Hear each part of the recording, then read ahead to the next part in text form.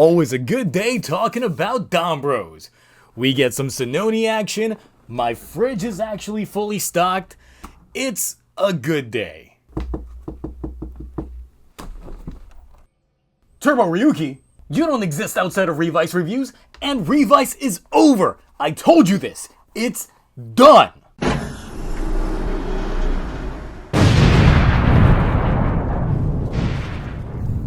Oh yeah. He can't bust in here because the scriptwriter wouldn't allow it. So, plot armor. Spacevice intro. Five, Rangers in space. The unexpected turn of events that happened this week are just crazy. Once again, flipping the Monster of the Week trope on its head, since even the Hitotsuki this week is kinda just a thing, but everything else is just because. Why? Because DonBros. Let's get to it. The bros decide to return all the effort Black Kaito's been doing by cleaning up the cafe. All this while Kaito's shooting his third photo book. But Jiro's gotta bounce early because it's stepdaddy's birthday. Oh shit, he's still relevant? Heard nothing about this man since Jiro's debut. Back to the cleaning, and Haruka finds Black Kaito safe, which, you know, is his private stuff, so you don't wanna, and they are gonna try and guess the combo. Putting in each of their birthdays, which happens to be the actors' real birthdays, happens to be the exact combo in the exact order to exactly open this safe. What are exactly these odds? Inside is a remote with a button that says do not press, and if you've seen anything ever, you should know that people always do the opposite of what they're told. Kinda like the DARE program. Jiro gets the lucky honors of pressing the button, but when the sirens go off and Black Kaito shows back up, Jiro dips back to the country. While Taro is out making that money, in comes a new challenger. Introducing Don Killer, an android created by the Don Clan to terminate the DonBros in case they stray from their path. Taking Taro on directly, he yeets them into the stratosphere. But the thing is, Black Kaito, being the admin that he is, reserves the right to summon him until Haruka and crew mess things up. Meanwhile, Sentai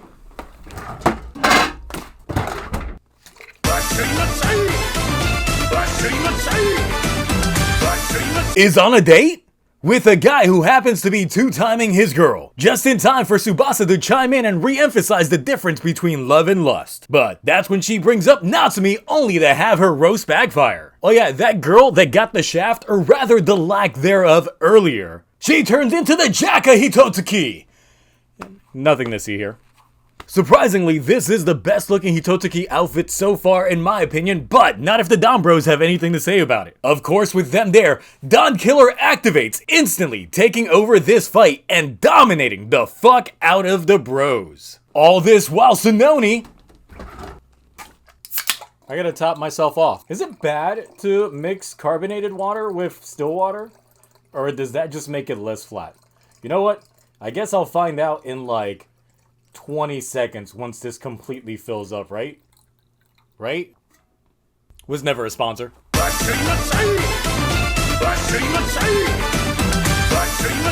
Watches from the sidelines. Someone on the DonBro staff must have just finished watching the original Avengers, since when Inu Brother gets tracked by Don Killer, he gets that Hulk smash on Loki treatment. The others taking shelter from Don Killer and wondering why exactly he looks like Taro. The answer? Just because. Knowing that this is the end, they should enjoy what little time they have left. Taro, meanwhile, gets a helping hand from Sentai, but it fails. Nothing knocks the wind out of your sails more than fighting multicolored heroes. So why not treat yourself to a nice parfait, parfait. It's a reoccurring joke that Toei just keeps having. The parfait joke. And that they just can't pronounce it, as Don Killer enters the cafe and orders exactly what's on the menu. Hoping to get hopped up on sweets, but instead, Black Kaito spiked it with something mean. As an onlooking Sentai, like this.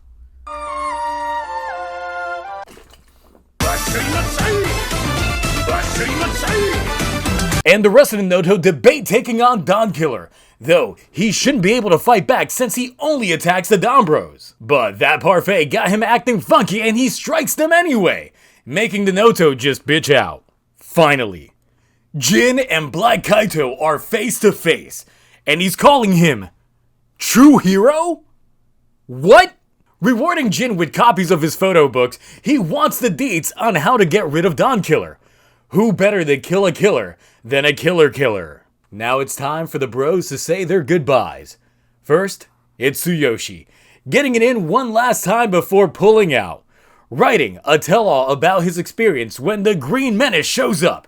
He decides that the snatch is just too good to pass up, but he quickly gets Don smashed. Shinichi gets to writing his magnum opus of a haiku, but quickly gets Don smashed. Joining both Tsuyoshi and Tsubasa in the hospital. Haruka is drawing her finest manga when Don Momo shows up to encourage her.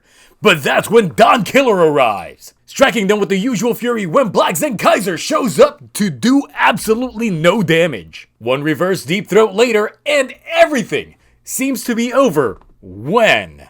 Ooh, getting a little bit ahead of myself. Back in the country, Jiro's waiting on his stepdaddy when he finds a button similar to the one Kaito has. And of course, he presses it. Turns out that was the switch for the forever hero Don Killer Killer, who looks just like Shinichi? Dealing blow after blow and leading to an I-beam face-off that I think they forgot to edit this scene because you can clearly see that Taro's actor leaning in for that beam effect, but nothing coming out. But you know, I guess we're not going to be picky here.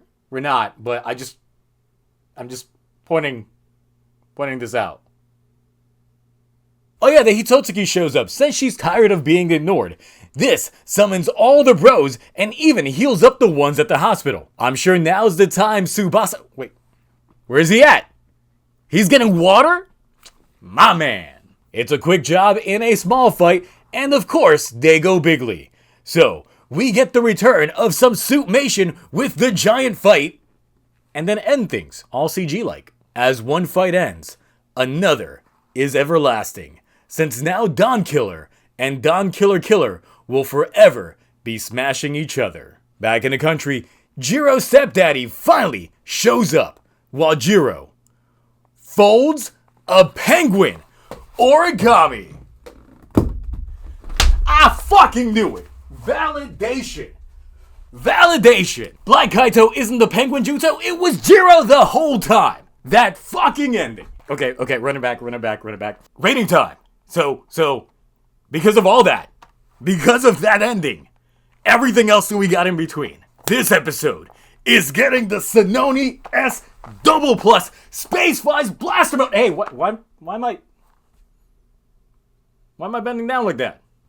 Boy, I can barely contain my excitement. So we get a lot in this episode with a few kernels thrown in. Confirmation that Kaito is indeed who he claims to be. He's not just a hero, but the true hero. That even Jin has to treat this man with honorifics. There's no flip side to this coin that can be seen. This Kaito is just as raw as they come. We still need details regarding how that crossover is gonna work, how Kaito got to be admin status, and how this lines up with the Zenkaiger timeline. The Don clan seemed to have a lot going on, since just about everything they had going was for the betterment of the Noto. Since we have not just the Juto in their attempt to weed Noto away from feasting on human brainwaves, but now the Don Killers as well. With full knowledge of the potential of future Don Bros, they even made their own failsafe against each other. Though it does seem that the android itself cannot discern whether or not they have strayed, all that decision seems to come to the admin. Which leads to a bigger mystery that might get answered within the next episode or even the one after, since we know that the formula usually goes lore filler, is how Jiro's stepdad happened upon Don Killer Killer's remote. As if admins are the one typically in possession of these remotes, does that make Jiro's stepdad his own admin? After all, since Jiro's appearance, Kaito had no point tally for him, which can serve to reference that his points lay elsewhere, but that could also be because he is a Don, the points don't matter. But now on to Juto Jiro, since it turns out that Jiro is indeed a Juto, and the penguin one at that, putting together all the little plot threads that we've been seeing and noticing finally paying off. The biggest thing though is that Jiro, or at least his original self, doesn't seem to exist within the forest, but is instead a shared host. So the dynamic is different from the other Juto seen. What's funny is that Jin, having met Jiro before, even him being a Juto eluded him, which goes to show just how different he is from the others. Since the Juto so far have only been mimicked humans, Jiro being a Don Clan member, potentially, means that he is also Noto. But is he really? Jiro has more frequently been relating to Don Murasame more than any other members of the Don Clan, stating that they share a lot of similarities, such as the multiple talking heads. What if the similarities don't just end there? After all, we know that Murasame was created by the Noto to defeat the Jutos as well as anything dealing with the Don Clan, but he was considered a failure.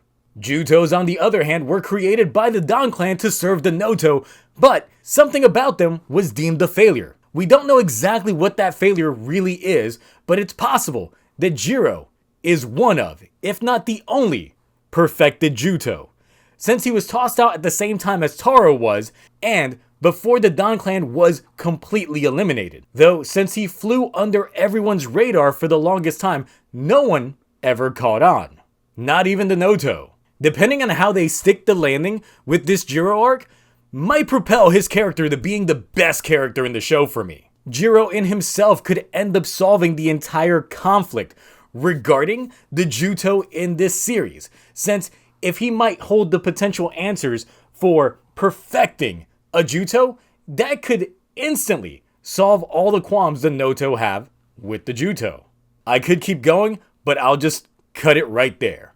So, what did you all think about this week's Kill Brothers? Black Kaito being a legend, what's up with Jiro's dad, and the lack of roomy cooking. Anyway, that's it for me. Man, what an episode. Until next time, bye.